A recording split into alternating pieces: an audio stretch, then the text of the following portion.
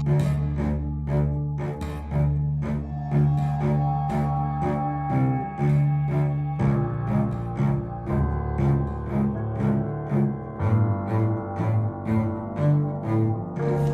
up, everybody? My name's Joby Earl, and I am the DM of The Familiars. I'm so happy that you're here. I'm so happy that we're all here, and we're gonna jump into our adventure really quick. We're a bunch of actors. We play a long-form improvised story. Hey, who's eating carrots right now? Can you chill out on the carrots? Kindly don't. Finally, put the bag of carrots down. So we're a bunch of actors. If you couldn't tell, we're a bunch of actors. We play D&D, and right now we're playing Storm King's Thunder. The group is outside of Wamford in the Desserin Valley on their way to Grudhaug, and we're going to dive right in. But let's introduce the cast. First and foremost, I'd really like to introduce my friend Rooster, a.k.a. Alex Henriksen, who was not eating carrots. I would also like to introduce my friend Captain Chowder, a.k.a. Ben Horner. Oh no, it's gonna get real. Up next, we've got Annalise playing Worthy, our tiefling cleric. We have John Doherty playing all non-player characters. And we have Zachary Appleman playing Jestán, our half-elf ranger. Ladies and gentlemen, we are The Familiars, and we find ourselves in the middle of the woods. And before we jump in, I really, personally, would love to give a little recap of where we are. Just ahead, the recap's going to be pretty quick this week, America. Oh, yeah, it's going to be super quick. We're really excited. Okay. Are we on the same page? No. I don't know. Are we? Are they usually too long? Are you giving me a note in the middle of the stream? No. This was more at the skilled and dexterous facility that we dispatched the Etten. Oh, right. It's not a hurtful remark against Joby. No. Well, that's only if you take notes personally. We are a very secure group. I've never taken a note personally. Yeah. I take everything personally. All I was getting at was, it was the battle didn't last long. Not at all. I mean, they were up against two Ettins.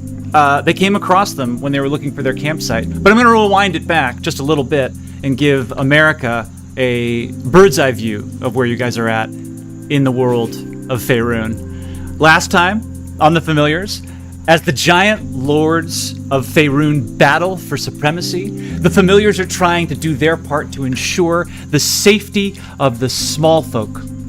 Party is en route to Grudhaug, the base of operations for the Lord of the Hill Giants, Goo herself. After learning that they had a bounty on their heads funded by one of the most powerful organized crime syndicates in the Sword Coast, they decided to spend the night in the countryside out of sight. Jestán, a local ranger, knew of a good spot. However, they needed to deal with two-headed Ettins first. They bedded down after they killed them in the safety of Liamon's tiny hut, cast by Thibodeau. And we pick up our story after a full night of rest. The gathering clouds look to bring the promise of rain sometime soon as you awaken and this multicolored glow surrounding you fades out. While the familiars were sleeping, the ones that do sleep, I went ahead and took the liberty of doing their laundry, and I'm hanging it off my antlers. Oh, top of the morning! For those of you, Jestán, I hope you don't mind. Well, I rooted through your unmentionables, and I gave wash to the soiled ones. Jestán is confused because he was wearing the unmentionables all night and is not sure how to remove them. Anyway, Rooster 2 comes barreling out and is like, "Where are my skivvies? What the heck? Why am I back naked?" Anyway, Jestán is gonna get the group going. He walks into the tent for those who are still sleeping, and he goes, "Rise and shine, you lazy corpses! Sun's coming up. The early bird catches the ravaging horde of shit-crusted, bloodthirsty hill giants. Coffee's on the table. Continental breakfast served till noon." Wow, that is quite a specimen. Hey, Kip. Yes. Okay, can we just maybe have a sidebar real quick, Ski? All right, sure, speak on it. Okay, this Jestán fellow, I mean, very cool, right? Absolutely. Yes, this is, we cannot argue. He's awesome. He is very radical. But, unfortunately, I think he's sort of anti-tiefling. And maybe we could, like, keep it in check, you know, sort of, like, say, like, "Hey, don't say that about Worthy. She is a tiefling." That's cool. Sorry, was there a crucial anti-tiefling comment made? Oh, hello, Worthy. Good morning. No, well, I think it was... We were talking about how cool Jestán is, number one. I believe that there may have been a slip, and he may have called you devil What? in haste. Yesterday, you reacted to this already. But listen, I think we can give grace to those in good faith. If Worthy wants to. I just think that we should maybe say, "It's not cool, Jestán, and I know how cool you are. So, like, let's all be cool." I don't quite know how to phrase it. Words are not my thing. I lack charisma. I think you all know what I did to the last person who called me devil. So I'll say we need him now. Shit, yeah, I'll okay. say we need him now. And I'll give him another chance. But my patience is wearing thin. Okay. Understandably. Those are Okay. my boundaries. Okay. Yes, good boundaries. And I have to Boundaries make protect good family. Yes. You get all that, Justin? He's just standing against a tree waiting for you guys to finish getting your stuff together. Oh, very cool. A little too cool for school. Too cool, yeah. We gotta watch him. He's cool enough that I don't trust him. I still don't trust him. Okay. So, Justin, can we trust you? Kip. Why would he tell us if he can't trust, like, I'm asking the man a question. Okay. Trust me for what? The Trust job you we for- hired you to do? By Yes. giving you the oath bow? You hired me to be a guide, and I'm guiding you. Isn't that what I've done so far? Are you all still alive?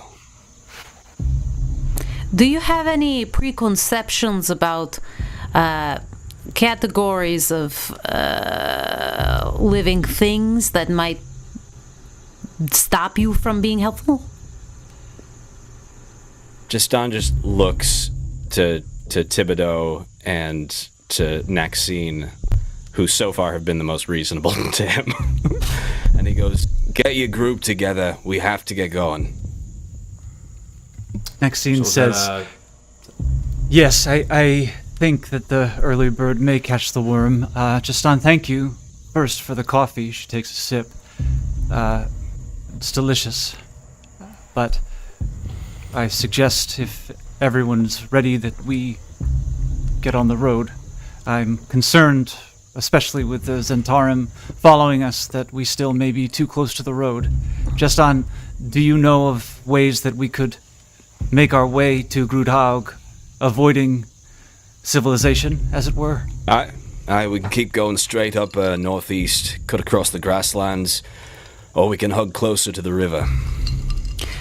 Rooster goes up to Jestán and pushes him up against the tree and says, "I do not appreciate your attitude. I enjoyed killing things with you yesterday, and I will continue to enjoy killing things with you. But you will talk to us like we are blood and flesh, and because we're not all human beings, but you will treat us as if we have souls. Jestán says, "What do you want me to do? Sit around the campfire, sing songs, tell stories? If you wanted someone to do that, you should have kept Oren and Miros alive. They'd have been glad to. I'm your guide. I'm guiding you." Do not have Oren and Miros' name in your mouth. Maxine comes up behind you, Rooster, and places her hand on your shoulder. She says, "Rooster, Jestán knew the wandering ghosts. He had worked with us. And where was before. Jestán? I was surveying the land until I heard the church bells ring. You want to say something about Oren and Miros? You want to know why I'm rude? You want to know why I'm not friendly? I think you're dangerous, and I think you're bad luck. Oren and Miros had fought hill giants before. They'd fought hill giants, they'd fought dragons, they'd been to the spine of the bloody world and come back in one piece. But one night, fighting alongside you four, one bloody night, and they're being scraped off the ground. They were good men. I think you're dangerous, and I think you're bad luck." And he walks away. "Follow me. We move." Worthy walks up to Rooster and kind of like reaches up to chuck Rooster on the bicep. Don't touch me. Rooster just starts walking. Worthy kind of scurries to catch up and just says, Rooster. He's just right, want to I am say bad thanks. luck. Really, Worthy? Yeah. Thank you. And if And you're Rooster bad just luck, kind of nods. then you're in good company. That made Rooster feel better. Jestán is taking off northeast. Who's following? What's the marching order for today? I want to keep eyes on Jestán, so I'm second. I'm right next to Rooster. Okay, Behind Worthy. great.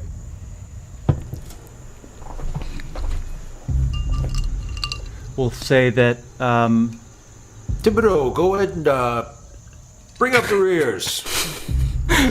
As you usually do. all right, says Thibodeau. Wonderful. And Maxine sidles up next to you, Chowder. Okay. So, we are taking off away from Wamford and Bardright, Golden Fields, northeast. Now, Jestán, say we'll move sort of here so we can see. Jestán mentioned that there are two routes that would make the most sense. One is along the Desserin River, along the banks of that body of water, and one is through the grasslands. That is a bit abstract at the moment as you guys are making your way through the, again, small stands of trees that grow sparser and sparser the further and further away you move from Wamford into the hills. You look up, and the clouds that you had seen beginning to gather the night before are now fully covering the sky. And this gray pall settles over the hills, giving them a morose feeling that is hard to figure out if the mood of the group is coming from the weather or the scene is being affected by the tension that is now existing between the folk as you guys make your way. But as you begin to move further and further away from the road, the trees become sparser and you can see further, and you come up over this small hill, and now you can see what Jestán was talking about. The Desserin River opens up to the west of you as you're facing north. And from this hill you can see a fair distance. And to the east, you can see now quite clearly the vast high forest that spreads out as far as the eye can see. And deep in the center of the high forest, you can see Star Mountain that explodes in rocky edifice right in the center of this massive forest. But to the north, before you, are these rolling plains and hills. And as you can see, well, everyone make a perception check. Let's see what you see. Let's see what you see. See what to see.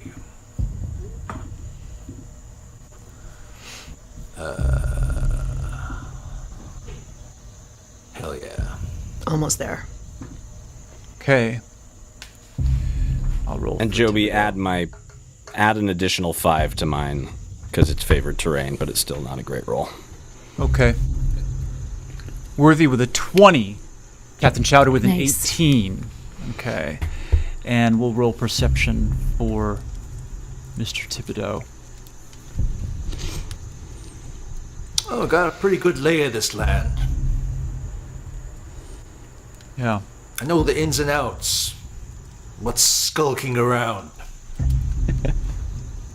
So from your vantage point, Worthy and Chowder, you can see that along the river it doesn't have much traffic today.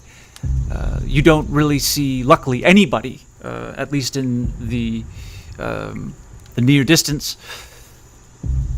You do see this large tower that seems to be freestanding, probably a half day's walk from where you are along the river.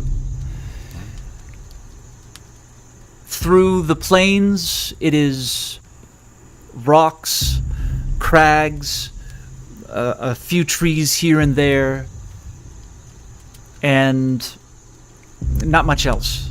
Basically, the defining characteristics right now are this tower off in the distance and the open fields. But then, something in your ear, Worthy, begins to sound. You can't tell if it's the wind or what, but it's almost like this baleful, deep cry,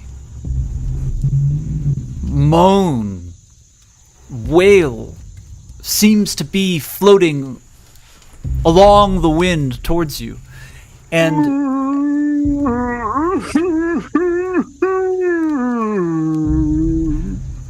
as best as you can discern, it seems to be coming from the tower.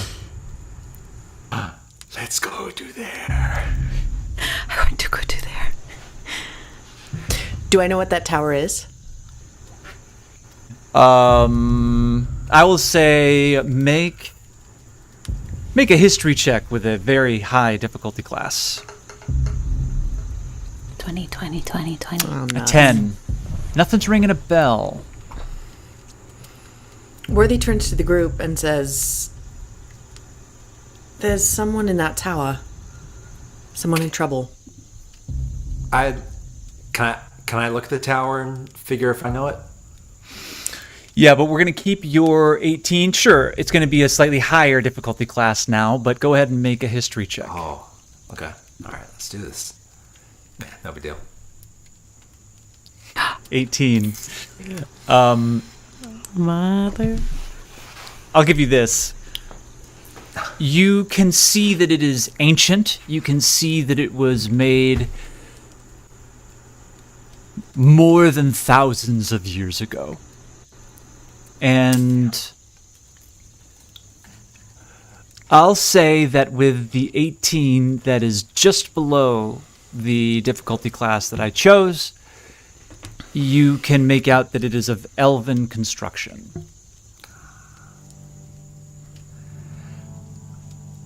Jestán says to Captain Chowder, he says, Panda, can you get wet? Oh, sure. There's rain coming. Just want to make sure it's not going to damage you. Thank you, Jestán. Jestán.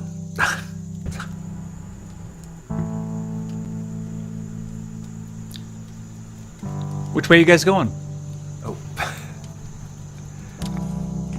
Jestán says to the group, I've taken refuge in that tower before. It's usually uninhabited. What was that sound you heard? It was a moan, a cry on the wind. It sounded like someone suffering. Oh. Someone or something?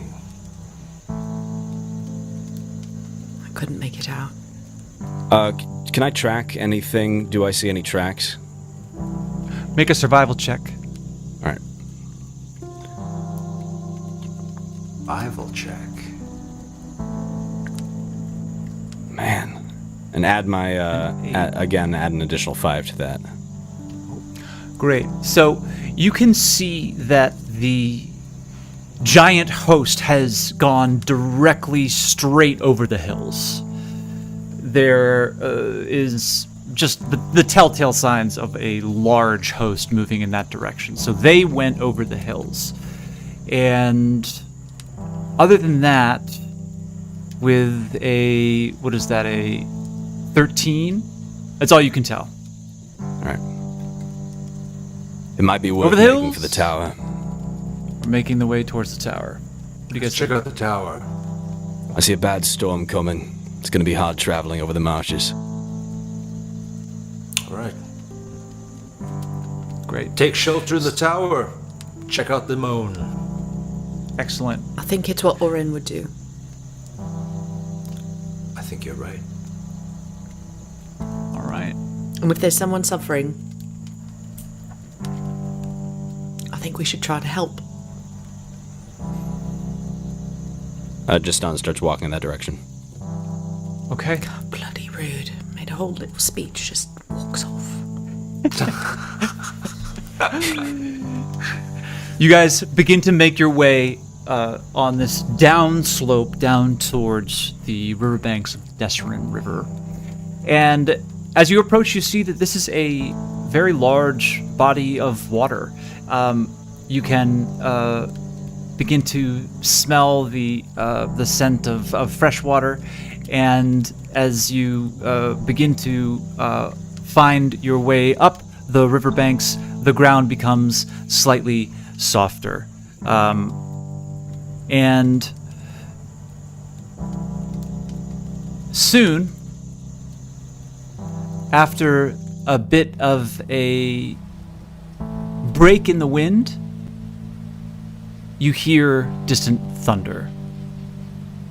And soon after that, probably about half an hour or so, rain begins to fall.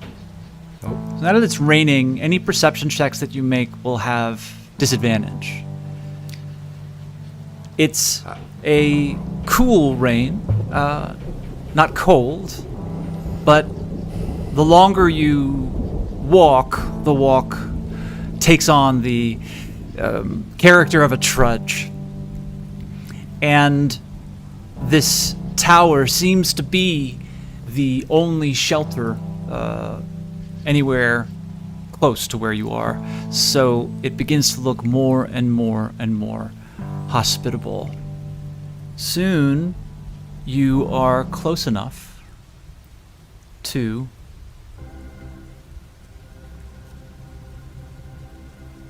arrive. Ooh. Hey, Before not you- bad. You can see as you approached that a dirt path seemed to have made its way up these small little rocky outcroppings, small cliffs, up and away from the riverbank. And as you approach this tower, it has been built on this large stone stand. And it has an elegance to it, even in ruin. It has a circular shingled roof that rises into a steep point, and these thin lines of windows, looks to be 3 stories tall, if the windows are any clue. And as you make your way closer to it, you can see that there are what look to be natural steps up to the landing of this rocky stand, and then these ornate stone steps leading up to the main entrance. The door looks to be sturdy and made of some kind of thick, imposing dark wood, like an oak. And other than that, you can see that there is a faint glow coming from the second story. And from the second story, as you approach the tower, you hear almost like someone is singing to themselves. You hear rivers in the valley, mountains in the sky. Moog is all alone now. To the reason why.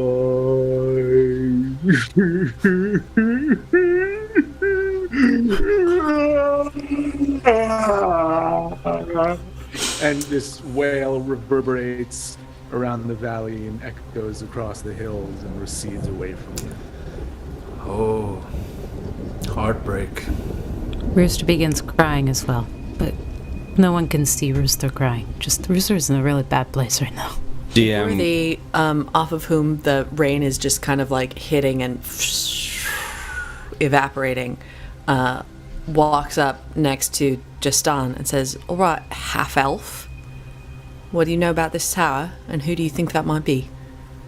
DM, can I tell from the voice what species that is? Sure, make a nature check. Fairly low DC, but go ahead. Nature check. Am I going to have one good roll today? Nope. I'm not going to have any good rolls today. Add another 3 to that, but it doesn't matter. Yeah. Oh no. It sounds large. Yeah. We gathered. But if it's one of Can't my tell. favored enemies, I automatically know how many and how recently they passed through. Okay. So with that, then I'll say, from the sound of the voice, you can't tell. But Jestán, you all see, begin basically casing the joint and looking on the ground for any signs of movement, tracks, what have you.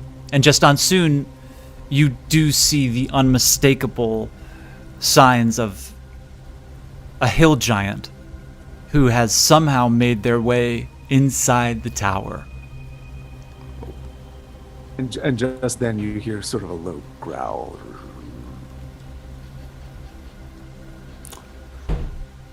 All right, gang. What do we do?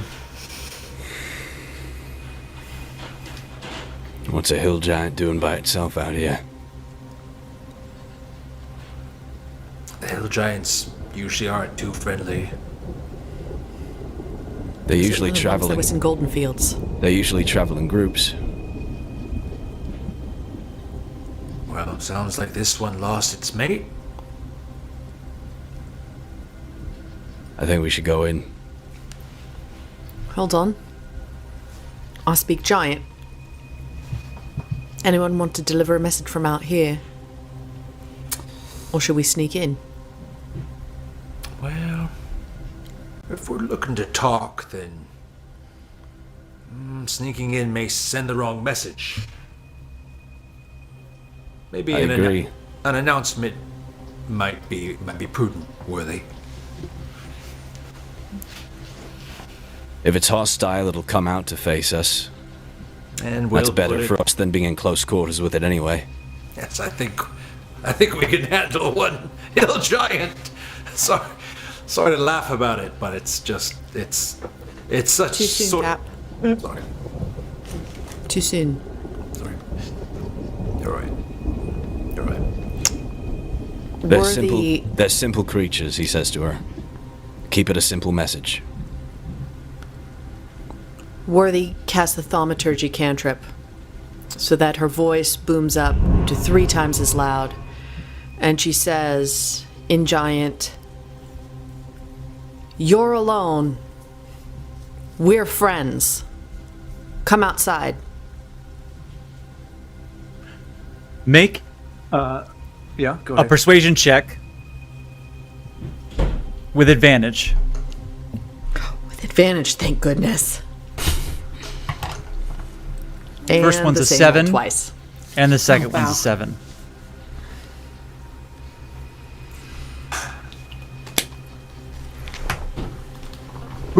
Who is that? Who calls to Moog? Your friend or foe?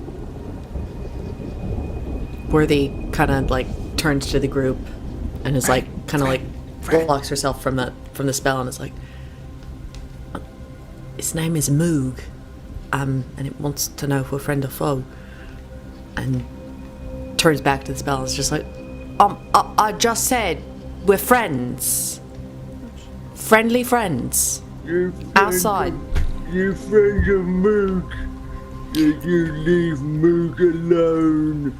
Worthy. We don't want any friends. Go Worthy. away. Go tell him that we also all just got our hearts broken and we are on a weekend of sadness.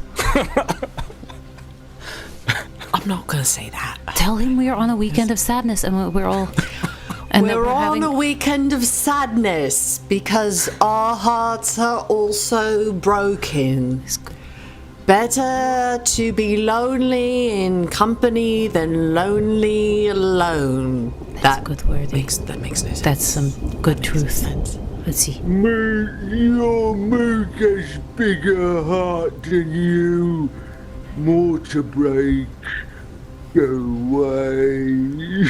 Say, that is true, but all of our hearts combined also hurt at the same size as Moog. We could hurt together. Yeah, it probably evens out. Though our hearts are small, they too hurt. Add it up. Say add it up. It's cumulative. No. Just add it up. Yeah, cumulative is the word. No. Put together. Not add it up. Add it up. Not add it up. Put together. Put together. Yes. Many small hurts make a larger hurt. Okay, go Replace ahead heart and with make heart. Oh, all right. go ahead and make a persuasion check again. The DC is higher, and you will not make it with advantage.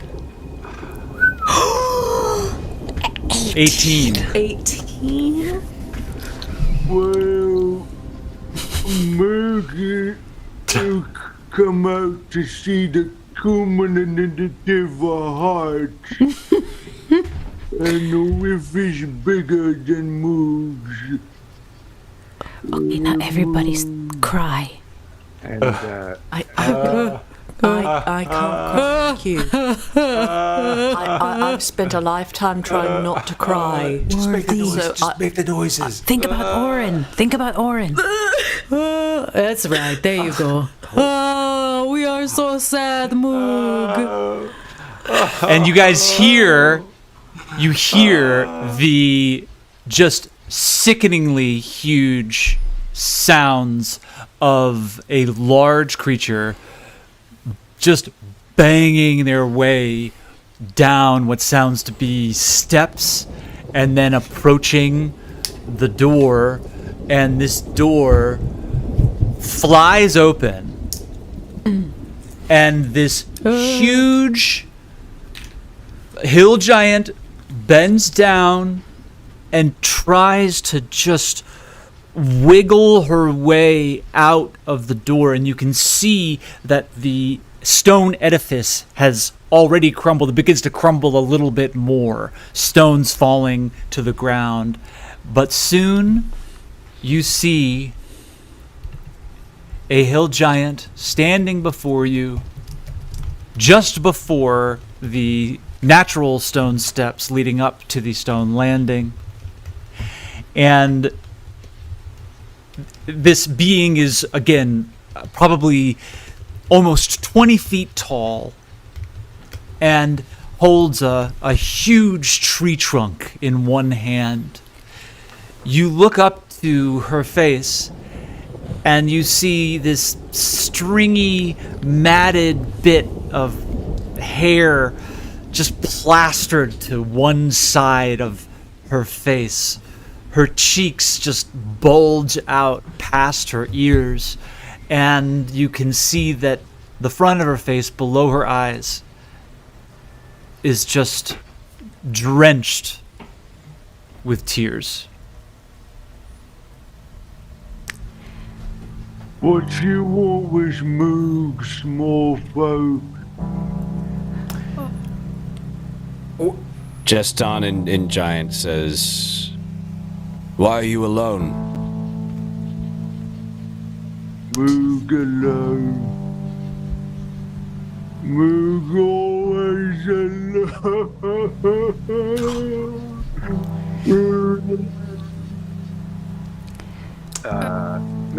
Make a persuasion check. Just stop.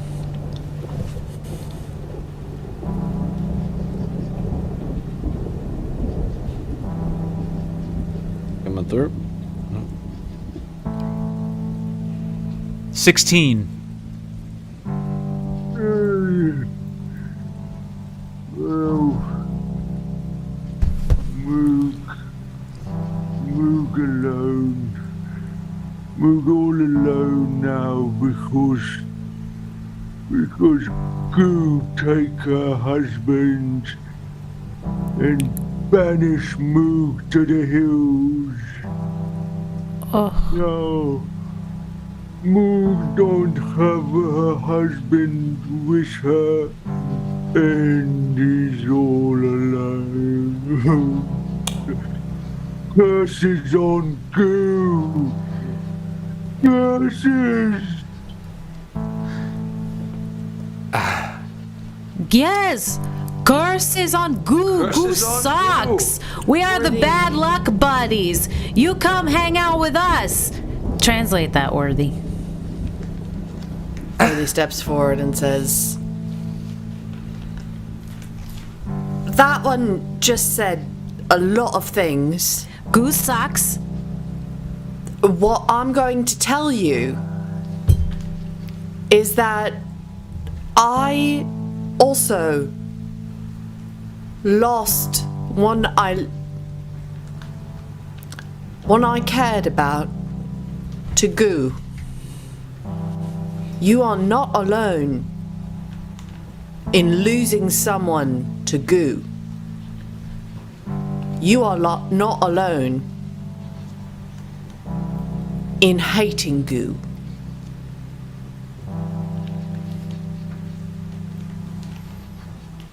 Can you say my thing now, too? Honestly, I forget, Rooster, I forget. You say that Goo sucks. Goo sucks. Well, is Moog not alone? Why is Moog always alone? You just see these huge tears. I mean, they are the size of watermelons just crashing down on the rocks as Moog just sits on this rocky outcropping, her strangely skinny legs dangling over the side, weeping. Jestán says, "Moog, Why did Goo take your husband? Take all the husbands, all the giant husbands in the valley go to Goo.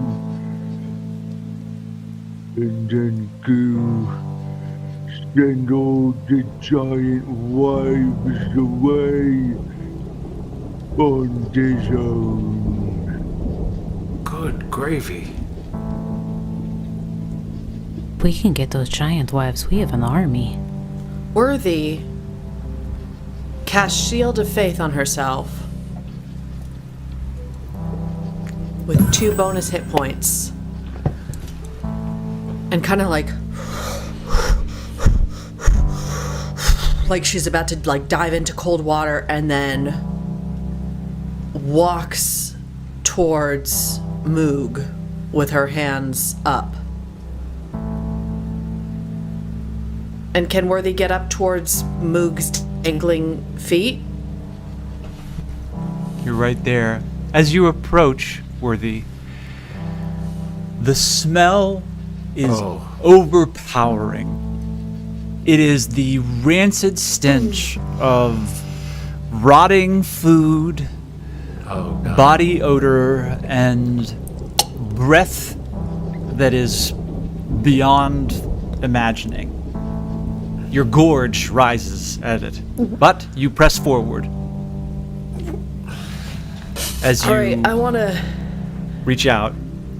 tentatively reach out and try to put a hand like Go that far. right there on just the base of Moog's big toe. Oh God, just cut it off. And and I just say like in giant, Moog, I'm worthy. I have lost a home. I have lost my friends. Will you be my friend?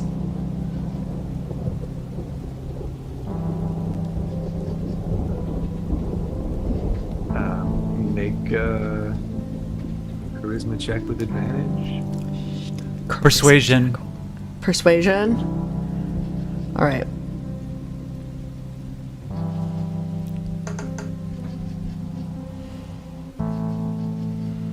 $15 and an 8. 15's gonna do it. Okay. Okay. Moog will be your friend. What should Moog do with Moog's new friend? Just Moog should help Moog's new friend kill Goo. Get Moog's husband back. Okay. And Want to kill Goo too? Worthy, offer her Jestán as a toy. No. No? No.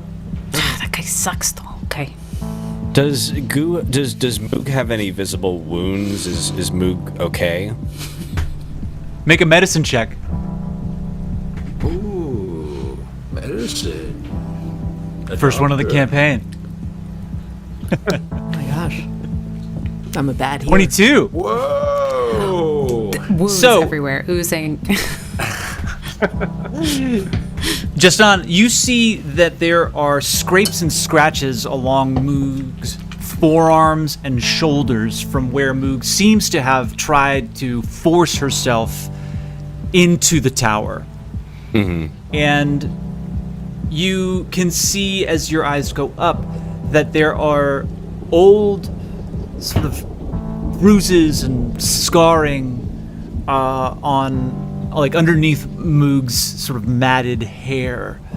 And then going down you can see that there does seem to be just some I won't say wounds, but just bruising and swelling.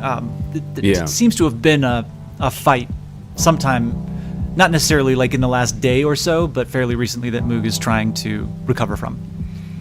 So you see Jestán kneel down, and he sort of draws a little symbol in the dirt, and he casts Healing Spirit. And suddenly this sort of transparent blue fawn appears. It's sort of a spectral, a small deer, just sort of appears right in front of Jestán, and Jestán leads it over to Moog, carefully and slowly, and says, "Moog, this will help you." And the fawn, the spectral fawn, just kind of walks up the stairs and starts licking Goo's wounds, the little scrapes and scratches and bruises, and they immediately start to feel better. And he says... It's my job, but no big deal. And as that's happening, he says, "Moog, where are the other wives?" And Moog, you can see, is sort of relaxing now that he's being licked by a spectral fawn.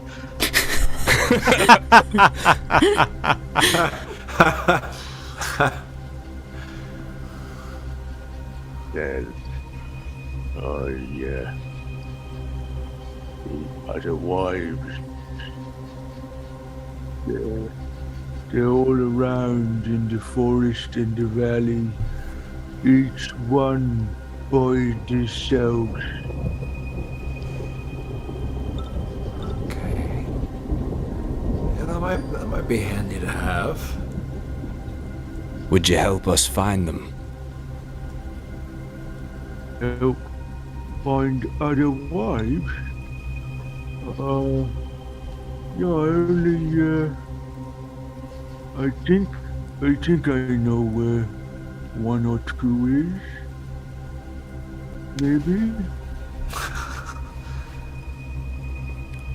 Jestán looks back to the group and sort of, "What do you think?" Sorry, half-elf. They don't all speak giant, so, you sound kind of pretentious when you don't translate for them. I have no idea what's help us going on. find the other giant wives. Oh. And will be our friend, so we can get an army. Yes. Very I've been in this group a long time, half-elf. I'm aware of the dynamics, so, don't Well, feel too first- badly about it. First, Moog wants you to do something for Moog. Oh. Moog wants to do something for Moog first. Okay. Moog wants you to come with them to Grudhog to get Moog's husband from Goo. Moog wants to go to Grudhog first. You come with Moog. Get husband. Moog know the way. I look to Worthy. I think we both understand that that's not the ideal situation. Moog, your new friends are small. If we made friends with the other giant wives, they could come to Grudhall with us and help us get Moog's husband back. Yeah. Moog know one or two the giant wives where they live, but they're no friends with Moog. Bloody hells. Moog don't like them. Always stealing giant husbands and taking Moog's things. If you come with Moog to Grudhog, get Moog husband, and I show you where the giant wives is. Worthy, do we think that this husband is like very good for Moog? I kind of wonder if like maybe Moog should be with someone that like is more loyal to Moog. Rooster. Not right now. It's not the moment. Okay, got it. Thank you, Worthy, for being honest with me. Well, and you know, Goo might be gone. Goo might be, drowned in a pool of its own fluids. From our poison. Turns All right. I did turns that. to Jestán and says, "Do you feel like brokering a peace with several angry giant wives right now?" Jestán looks up into the sky. How's the storm looking? It's really starting to come down. There's this huge crack of thunder, and it seems any sort of dampness has now become, you're fully soaked through all of your clothes. Well, Doesn't feel so good to be outside right now. Let's discuss this inside. Jestán says to Worthy, he says, I'd like our odds better if we had a giant army with us. But why don't we try to rest on it? Maybe we can convince Moog to come our way on it. And he turns to Moog and says, Moog, bad rain's coming. May your friends stay inside with you. Hear more of your songs. Moog don't like rain. You come into Moog Tower. And sort of like Moog turns to go in and waves his arm for you guys to follow. Worthy turns to Rooster and Cap and says, and Tibbs, and is like, "Open invitation. Let's get dry." Rooster's going to sleep outside. Rooster doesn't want to share a tower with a shithead like Jestán. Plus, my last name means storm, so this is how I was born, this is how I will die, in a storm. You sure? Great. You sure, Rooster? Absolutely. Fuck it. Rooster stays outside. The rest of you travel in, and you walk in through the doors and are immediately, it's just such a relief to just be dry. And you see that everything inside, whereas there was a sort of ruined sense of the place from the outside, on the inside it's very different. You see this ornate, stoic tower with these glowing blue lights that give off almost an immediate sense of warmth. And there are these spiral stairs that spiral up to what looks to be the second floor as Moog makes their way up the tower. And as you see Moog going up, you can see a faint orange glow coming out from the open door above you. And that is where we are going to leave it for this week. Ladies and gentlemen, thank you so much for joining us as we've entered into the lonely tower in the middle of the Desserin Valley. Making friends with hill giants, the familiars say yes make friends with to all. giants. Boom. Thank you so much for watching. We love that you're here. Tell a friend, like, subscribe, you know the deal. No matter what, until next week, and always, our intent is all for your delight. Have a great week, y'all. Peace out.